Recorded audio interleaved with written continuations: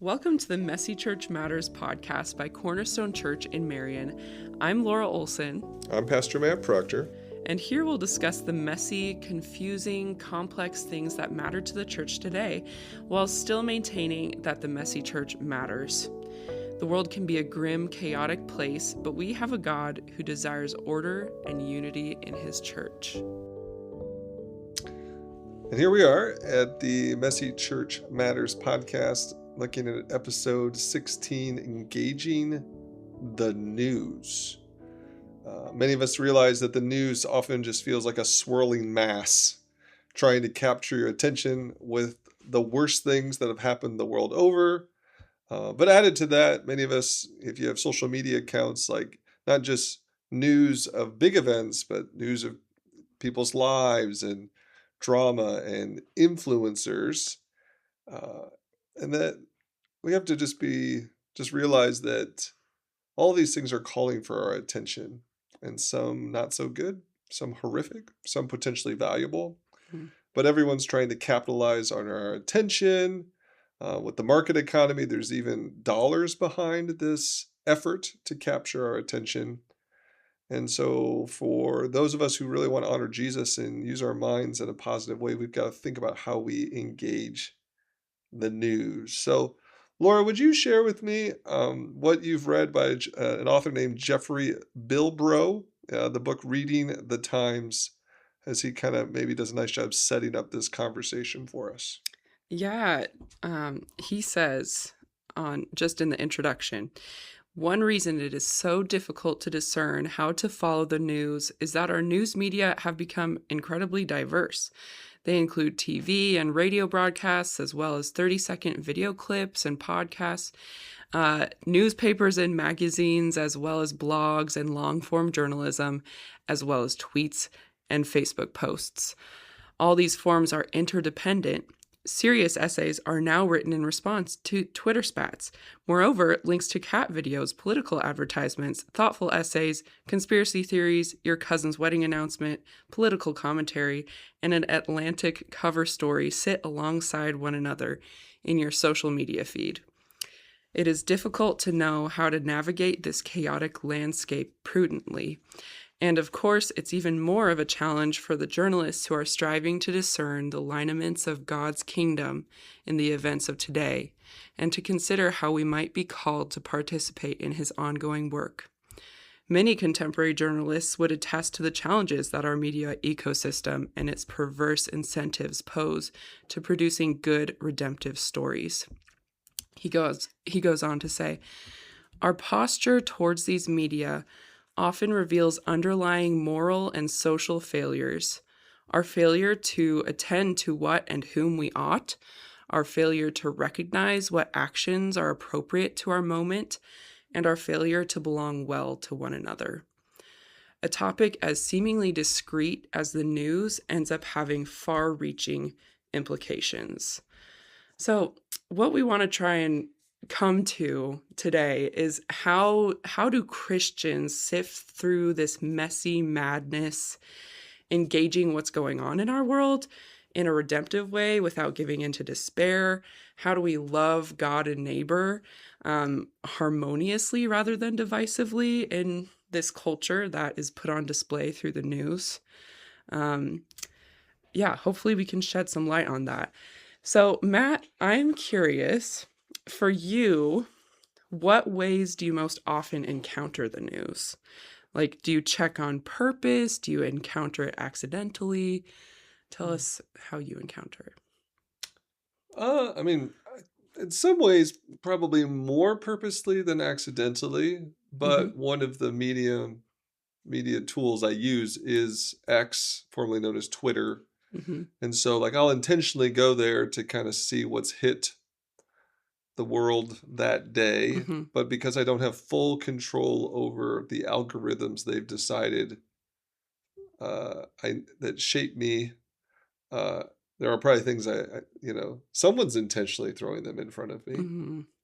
And then others, I kind of have a series of websites, Christian, non-Christian, politically left, politically right, that I click through, not every day, But several times during the week, I'll hit a couple of different news outlets just to kind of see what they think is the news that day. Sure. Yeah. So I'm hearing kind of a mix of like shorter like Twitter, like hit, and then maybe some longer things a little bit less often, less frequently. Yeah, I'm trying to I try not to be on X longer than 15 minutes a day, Yeah, because that's probably good. it can be a black hole of Mm-hmm. interesting things that aren't valuable things. Yep. Yeah. um but then, yeah, probably 15-20 minutes out other times each day that I check our, I like checking our local paper, the Cedar Mm-hmm. Rapids Gazette. Mm-hmm. I check the Des Moines Register, just looking for headlines. Usually, like, is there things going on in my state or my city that might actually relate to me? Yeah, that's good. But then, like, I check, Fox News, CNN, the Gospel Coalition posts some news sites. Um, there's Yeah, and then, every now and again I'll hit the New York Times. I mean, I'm usually just looking for headlines. Mm-hmm. I don't have time to follow everything, but I also don't want to be like totally unaware. Like, Yeah. Dad, Pastor Matt, did you hear there was a horrific fire in Cedar Rapids? Like, Mm-hmm. Yeah. So like before you get on X, for instance, to like check what's going on and look for headlines, what if anything do you do to like prepare yourself? mm. Cuz I feel like that's a practice that maybe I need more of in my life for sure. Is there anything that you do? Yeah, I probably do it better sometimes than others. I mean, Mm. again, I actually have a clock timer. It's a Google Chrome extension Mhm. called Stay Focused. And that Mm. extension, I have a bunch of sites that only allow me to. So some of it is just like I have to discipline myself, and I use a tool to trigger. Yeah. Matt, you've already been on this 15 minutes, Mhm. which is helpful because there's been times when I didn't use that tool that I thought I was only on it for 15 minutes, and to realize I'd been doom scrolling for 45 minutes. Mhm. Mhm. Um, yeah, I probably could be more purposeful as you ask that question. Again, I'm usually, you know, wanting to probably, click 2 or 3 articles a day, either to understand the news or read someone who's trying to help me understand the Mm. news Mhm. or the world. There are Mhm. some helpful authors out in the world. Yeah. Um, Yeah.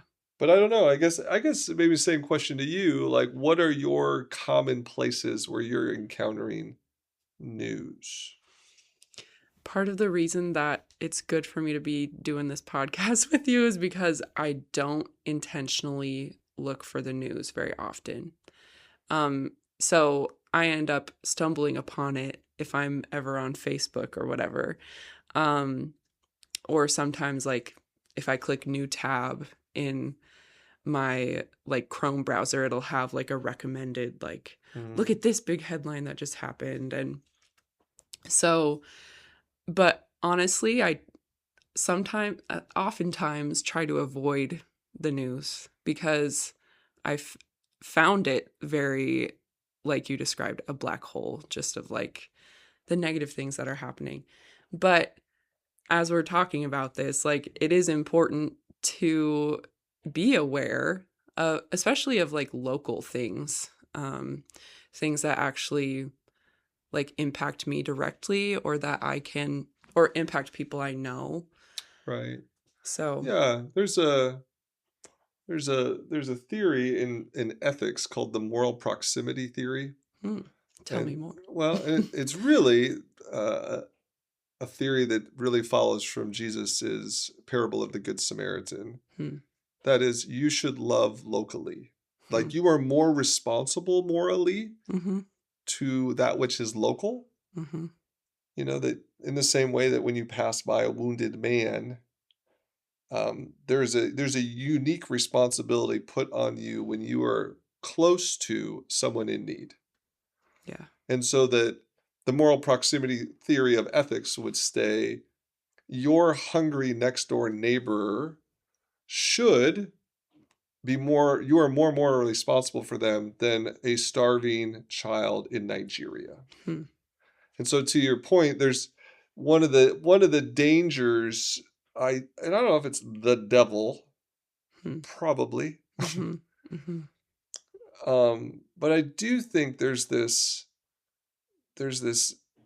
powerful pull in news to get you really worked up about something happening in Iran or Mm-hmm. Ukraine or Nigeria. Like, and almost kind of, you only have so many emotions. Yeah. You only have so much mental bandwidth. You really only have spiritual capacity. And there is something about if you chew up that bandwidth on news, whether it's moral outrage or even like, compassion Mm-hmm. on things that are far, is it possible that it's kept you from having your eyes open for the fallen man that's been attacked by robbers that's on your road? Yeah.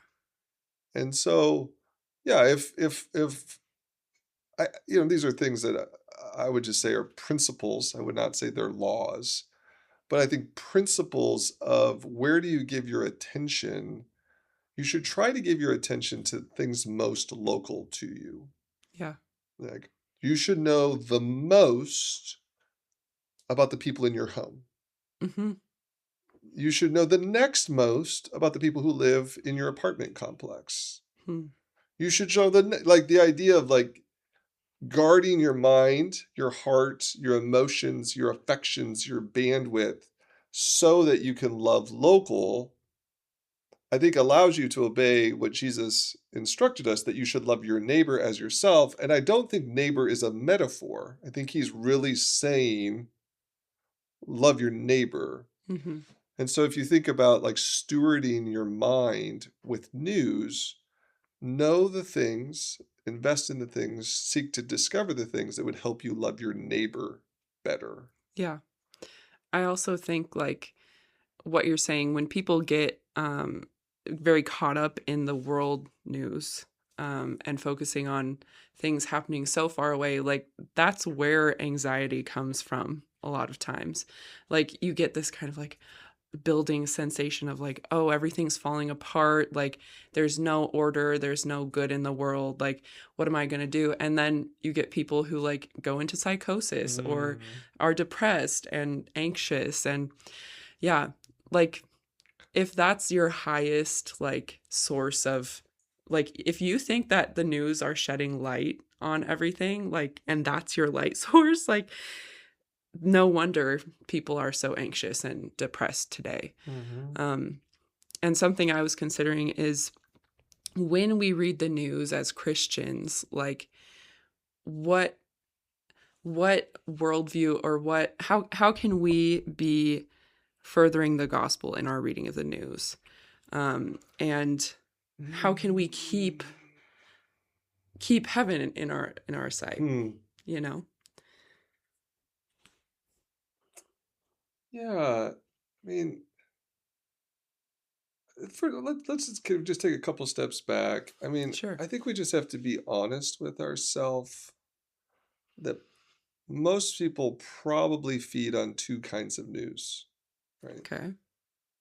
One is we try to find websites, news channels, personalities, YouTubers, podcasters that seem to advocate for our worldview, Mm-hmm. right? They're I don't know if the stereotype is as true as it was a decade ago, but there was a stereotype a few years ago of someone who like lived and breathed on Fox News programming, Mm-hmm. um, and they're like that's the only world they knew. Mm-hmm. And the reason they turned to it is because they felt like, well, this is the reliable source of news. When Fox News first started, fair and balanced, and Mm-hmm. the no spin zone was one of their Hmm. media personalities. like tagline. Mm-hmm. And so there was a stretch where there was a lot of people in the world that really thought like this person is telling the truth in the way that I think truth should be told. Hmm. I think more time has proven that it's maybe not as reliable as people thought it was, and Mm-hmm. that like a lot of things, there's programming, there's dollars behind it. The investors are trying to control market share. Yeah. And so they're going to spin up controversies that feed the viewers to keep watching, Mm-hmm. you know, you Mm-hmm. know. And you actually hear that in some of the personalities. Well, if you turn somewhere else, they're going to be lying to you, but you come to me. And they kind of take a little bit of like a prophetic, like we're the prophets you can trust. So I just say that that's an example of one Yeah. company that does that. But I really think that the rhetoric in all of modern news is like they're all clamoring, we're telling the truth. And so I just think we just need to be aware of that we're gonna maybe put ourselves a little bit in a tunnel to hear the voices we want to hear. Mm-hmm. That's one. I think a lot of people listen to news that way. But then let's just admit there's another side of our news hounding or where we give our attention, like, which is clickbait, Mm-hmm. outrageous things that we feel like, and some people want to read the outrageous sports stories, and some people want to Mm-hmm. read the outrageous political stories, and some Mm-hmm. people want to read the outrageous Hollywood stories or Mm-hmm. global economics or global military. Like, so we try to hear what we want to hear. And then admittedly, there's certain things that we find tantalizing and we click that. Right. Now, I think the scary thing that we now know more of is that the Silicon Valley has learned to shape content to feed those proclivities. Yeah. And so that's scary. Mm-hmm. They want your time and attention. Yeah. They want you to linger on that website longer. And they've done enough research on the brain and on cortisol and hormones and the chemistry of your body that well, I mean, you ask those questions like, Matt, are you really purposeful in watching the news? Like, Mm-hmm. if I'm not, Mm-hmm. and I haven't been, I just get caught Mm-hmm. by them making me watch what they say I should watch. Yeah. And that, that should, I think if you're a Christian, that should get your attention. Mm-hmm. Like, we're supposed to give our ear to the Lord. Mm-hmm. We're supposed to walk patiently. We're supposed to not be given to anxiety. Yeah. We're supposed to be slow to anger. And then we find out there's a whole market economy around the news outlets and the social media To make us not that. to make us not that. Yeah. Yeah. And I think people get so obsessed with like truth and what are your sources? Like, cite your sources so that I know you're telling me true information. But the reality is, like, I don't know if there's really a pure source of truth out there than God's word. Um, so it's challenging because we want to know what's going on, and it's probably good to know to a certain extent things that are affecting us, as I said earlier, but like we need to be rooted in scripture. I think of Psalm 1, like, here, let me open it up. Does it start, blessed is the man Who does not walk? Yes, in the counsel of the wicked? What do you got? Yep. In step with the wicked, or stand in the way that sinners take, or sit in the company of mockers, but whose delight is in the law of the Lord, and who meditates on his law day and night. That person is like a tree planted by streams of water, which yields its fruit in season, and whose leaf does not wither. Whatever they do prospers. Like, we have that picture of someone who's a tree planted, who's meditating on the law of the Lord, contrasted with someone who's uprooted and, apart from the vine of Jesus and just trying to find life in all the wrong places. Yeah. So as I kind of asked earlier, like, how can we, what do you have any thoughts on like how we can have a scriptural filter over our eyes when we encounter a news source that's maybe trying to Yeah. keep our attention? I mean, even the passage you just read, I think is, well, how am I, can I answer the question? How do I have a filter? Yes, you need one. Yeah. Mm-hmm. How do you have one? Mm-hmm. And some of the things you're even seeing there in Psalm 1 is one, I need to diligently remove myself from the counsel of the wicked. Hmm. Like, I kind of need to be out of the maelstrom of the news. Yeah. I mean, most of our news content is not driven by Christian motives.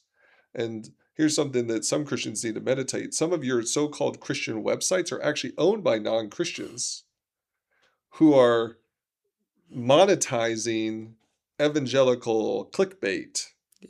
for their own purposes. And so we have to be Mm-hmm. aware of that. So what's the opposite of being kind of caught in that rat race of the news cycle? Is to kind of pull yourself out and be rooted in God's word. Mm-hmm. Mm-hmm. So how are you going to have a filter for the news that you read? Step one, don't read as much news. Mm-hmm. Read more of God's word. Mm-hmm. Sit in solitude, contemplation. The more you know yourself through the word, the more you're aware of God's goodness through the medium of Laura, Mm. you are more equipped to actually just be more effective in the world. Yeah. So I think that to have that filter is a lot of slowing down, getting off of these tools that are designed to steal your attention, your affection, and your Mm-hmm. ability for contemplation. So you got to be a contemplative person probably before you get to the Mm. news. Yeah. Then when you get to the news, hopefully you'll be able to meditate and contemplate like, oh, should I even read that? Do I have the discernment to Yeah. not click that even though it looks interesting? Right.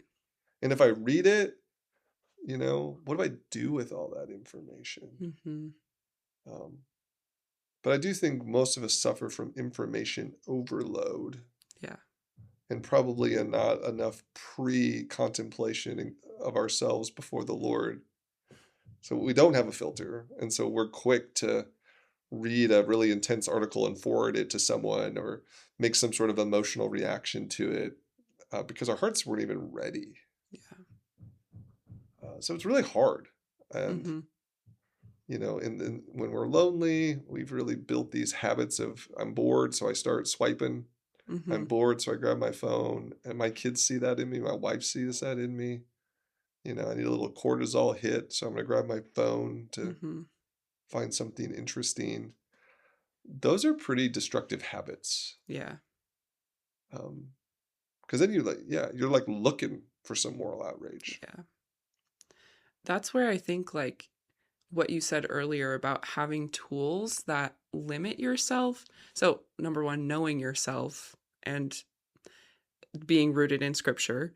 And number two, like having tools that limit your time spent on that or that cause you to pause. Yeah. I think of even your son Sam last year. I don't know if he still has it on his phone, but he had it set up that when he double clicks his side button, like the power button, it opens his Bible app. And I was like, that's so cool. Like That's interesting. you can set those things up. There's those tools. Albeit Yeah, they're hard to find sometimes. yeah. You just browse it. Like there are tools. The more tech savvy you are, probably the better. In the sense Yeah, of like that's also on true. my phone and on my browsers, I have set up. I opt out of all sorts of tracking. Right. I opt out of cookies. Mm-hmm. So I'm doing what I can on some sites to let them not have enough information to prey on my temptation, like Mm-hmm. prey on my own weaknesses. Yeah. that takes a little bit of tech savvy to opt out Yes, and it does. block and make sure that no one, they're only able to use essential cookies. Some of that language is hard maybe for some of you who are non-techies, but Mhm. I got rid of Facebook. Um, and the interesting, like, so I still use X, Mhm. but I use Facebook. Why?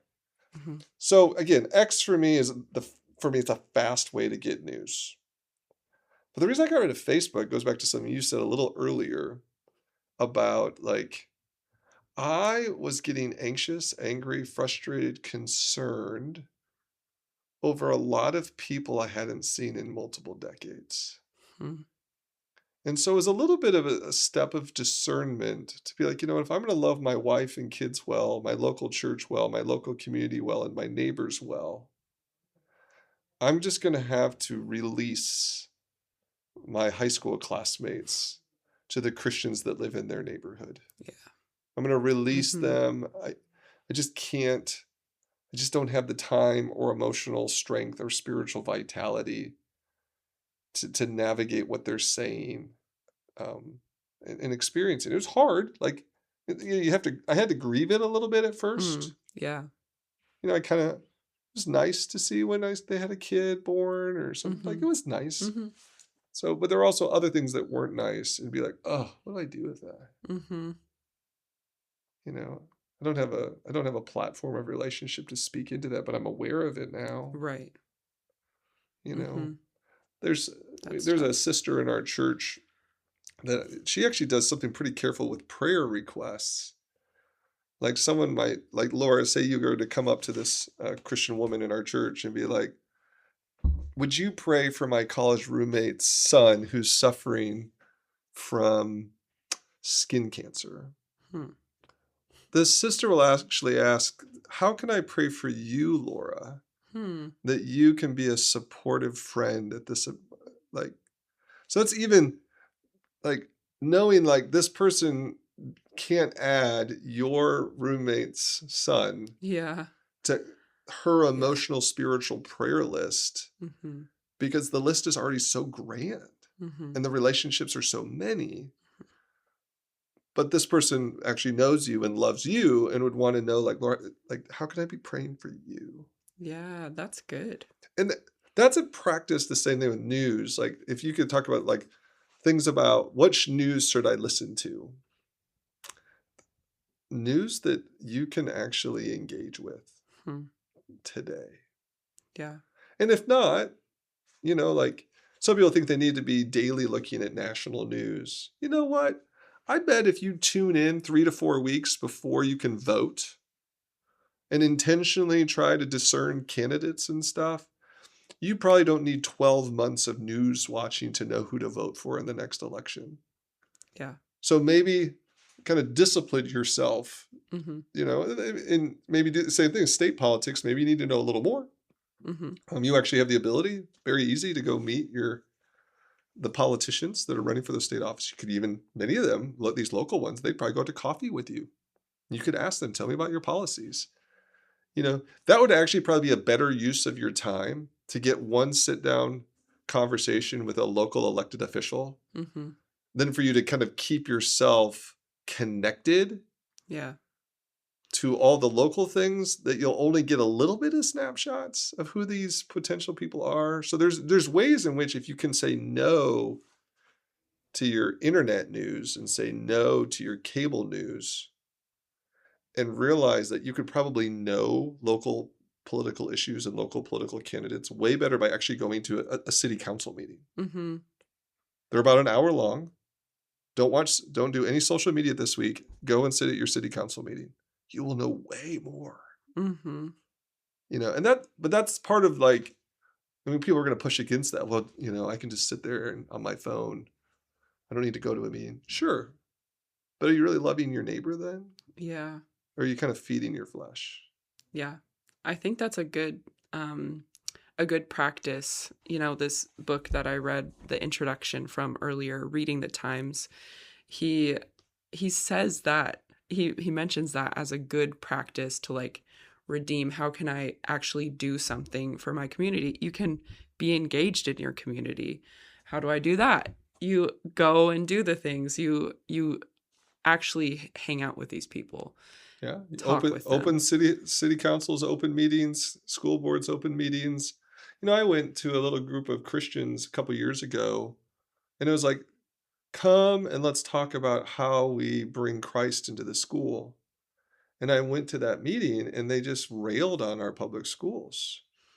Hmm. And I was like, wow, have you ever sat down with the superintendent at our school district? Because I know her Mm-hmm. and I know she loves Jesus and I know she goes to a church and I know she cares about, like, I don't think you actually know what you think you know. Mm-hmm. But they didn't know the person personally. They didn't know that a number of our school board members are regular church attenders, like, because they were talking about we need to get new candidates. And I was like, well, the school board president goes to my church, and I think she's fantastic, and I'm planning to vote for Right. her again. Right. Um, like, who are you trying to replace here? I don't know. And that's just an example, even of like kind of the distortion Yep. of not really like thinking you know what you don't know. So that takes a lot of humility. Mm-hmm. And I think that is something, one of the, like we talk about some of the sins. Like, I know that one of my sinful temptations is I think I need to know more. Hmm. And I forget that knowledge puffs up, but love builds up. Hmm. And so, I think if I know more, maybe I won't get hurt. I won't get bamboozled. Mm-hmm. So I need to know more. I need to know more. And I think I need to know Jesus more. Mm-hmm. Yeah. Um, Yeah. And be rooted and resting in him. Yeah, that's good. Uh, do you have any like news sources that you recommend that or you found have been helpful knowing things either locally or nationally? Hmm. I wish that I knew more. Um, Something that I've wanted to do for a while is like subscribe to a quarterly journal. Um, and part of that is just to have more like longer, thoughtful, like analysis of the current events in our world rather than just the like, this is exactly what's happening at this time. This is the most Sure. important. Yeah. Um, because I find that I need that reminder to like slow down and like really like consider and contemplate how is this affecting me, what is this thing that's actually happening, so one journal that I've heard of is the Plow. It was recommended by my professors in college, but I haven't actually Yeah. like subscribed to it. I will say, um, you usually get what you pay for. Mm. So the Hmm. quality of internet journalism Yeah. and the quality of YouTube journalism is often worth about nothing because that's what you paid for. And so I do commend pay for a good quality journal Mm-hmm. where journalists have done work. Mm-hmm. In the click system where you only get paid by click, um, you lose a lot of true journalism. They have to create outrage. They have to kind of have silly titles. You won't believe. Right. um, so if you have some areas of the world you really want to know about, there are still pay forms of journalism Mm-hmm. that it probably better worth your time and money to pay for that piece of writing. Mm-hmm. Um, my another Christian. I think this one's free, so I'm giving something that uh, some people in my family have used something called the pour over, Oh yeah, I've and heard of them. I think this is a Christian outfit that tries to give just a short pour over of the news, recent news. It might not be daily; it might come out like 3 times a week, but they also try to just give a real short, pithy Christian thought on the Yeah. news that they're sharing. So they might have an article about immigration, Mm-hmm. and I feel like they'll sometimes talk about, one of the debates within Christianity right now is rule of law. and welcoming the stranger. And they'll just kind of talk about that's partly why this is a controversial subject, even among Christians, but this is what's happening in the news. Hmm. Um, and I think that helps people get just a modicum of Christian influence over what you're reading. Yeah. But I think, again, the value of that is if you're willing to at least wait a day, you don't need to know immediately. Mm-hmm. You are, at some level, you're giving a little bit of authority to this outlet to kind of choose for you what they think were the gems from yesterday. Right. So you got to trust, you got to hope, Yeah. that Yeah. that's a decent subset of the thousands of articles that are thrown at you in a single day. Mm-hmm. But I've also heard of the Daily Post. Wait, the one with Phil Vischer, Sky Gislani, is that the and Daily Briefing? Daily Post? Yeah. let me look it up. Yeah. Yeah, and some people aren't a huge fan of that, but some do find it valuable. It's Mm-hmm. probably it might be a little controversial source these days. Yeah. Some of the best writing on this to me goes back to, I think, is it 1984? Neil Postman wrote a book called Amusing Ourselves to Death, and it was talking a lot about what was happening through television programming. And you reminded me of it when you were reading that intro Mm-hmm. by Jeffrey Bilbro Mm-hmm. on like what happened through television, and now I think it's been made worse, or at Mm-hmm. least more intense, about like when you're scrolling and you're hearing a basketball score and then a story of worldwide torture, a bomb going off, Mm-hmm. and if you click here you can grow back your hair, Mm-hmm. right? And Neil Postman talked about, man, that plays with the ability to have a clear mind and to be sober. Like Yeah. you're chuckling about a cat video, Mm-hmm. but the next swipe, like, what do you do with this picture of a bombed out village? Mm-hmm. And he talked about that was happening in the news on television Right. in the 70s and 80s. Yep. And now you have it kind of just bigger, broader, more intense. Yeah. And so, I think for Christians, a couple of things we need to remember, that passage in Philippians 4 about making sure that what we're meditating on is good, true, and beautiful. Mm-hmm. I think also of Psalm 115, where it talks about those people who worship idols become like them. And that the principle behind that is you become what you behold. Like whatever you're giving your attention and your focus on, your time to, it is shaping you. It is unavoidable. And so you might become kind of a distorted person. You might become like a raging political pundit. You might Mm-hmm. become overly focused on music or sports or something because you're just beholding those things in your feeds. And that it is a form of idolatry. And Yeah. so the contrast would be what it says in 2 Corinthians 3:18, that we become more like Christ as we behold him through the Spirit. Hmm. And so we need to, it's not just be discerning about the news, just know that the whole system, the whole process of it even coming to you is shaping you.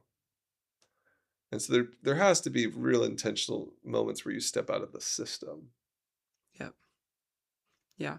Maybe even that looks like, fasting from it for a while, or a couple weeks or a month. Yeah, I mean, practices that I've heard that I think are super valuable for most people in the modern world. You need to be away from your phone probably an hour a day.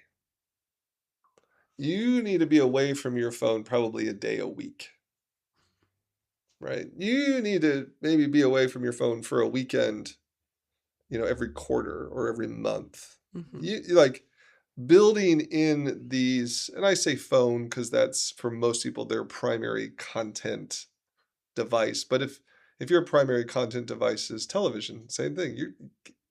let there be silence in your home every night for a good chunk. Mm-hmm. Let there be silence in your home for a good day every week. Um, and that's just following, I think, the wisdom of the ancients. Hmm. I mean, that's to think that we're going to ignore people who lived in a less loud world. Mm-hmm. And they were saying, what gave warnings in their day? Like, it would be foolish of us to think like, oh, well, we've got it figured out now. And I'm a really Right. discerning Christian, so It's I can. true. Yeah. So there's a guy named Justin Early. He talks about curating your media usage, right? So like being very selective. So he talks about like he in their home they do 4 hours of TV watching a week. So that's 4 1-hour shows or 2 2-hour movies. Mm-hmm. Choose wisely. Mm-hmm.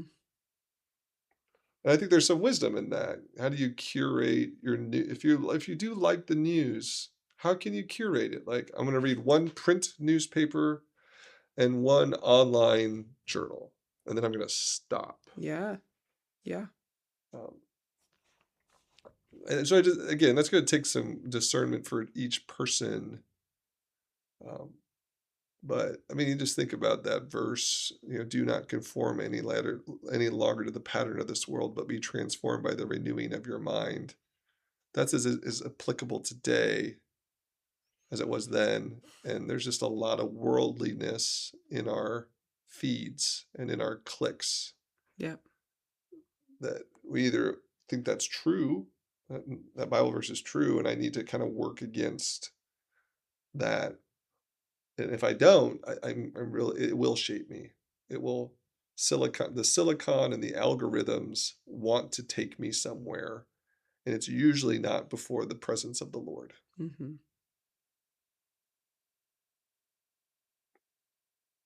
So you got this book called Reading the Times. Mm-hmm.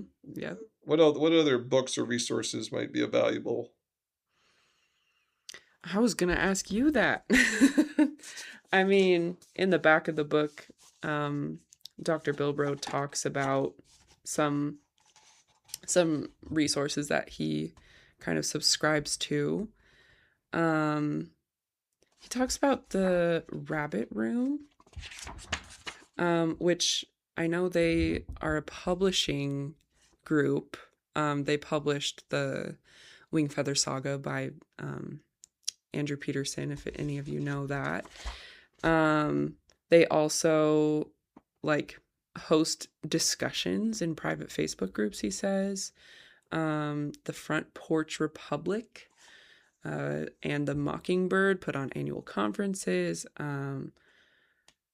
There's different podcasts he mentions: Mars Hill Audio Journal, Mere Orthodoxy, The Witness.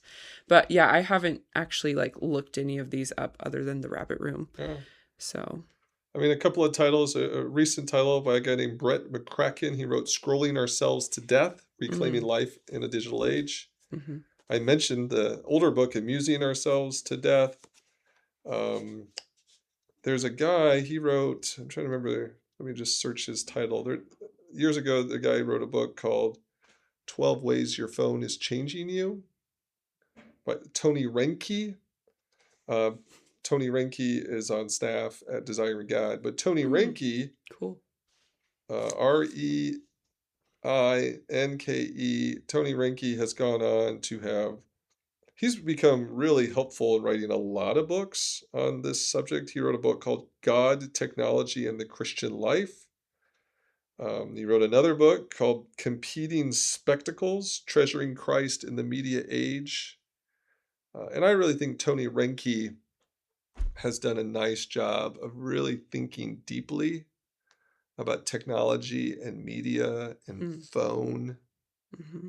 That it would be worthwhile if you don't feel like this is an area of victory in your life where there's control, where the Spirit of God hasn't really brought deliverance. It would probably be worth people's time to look for aids. Yeah.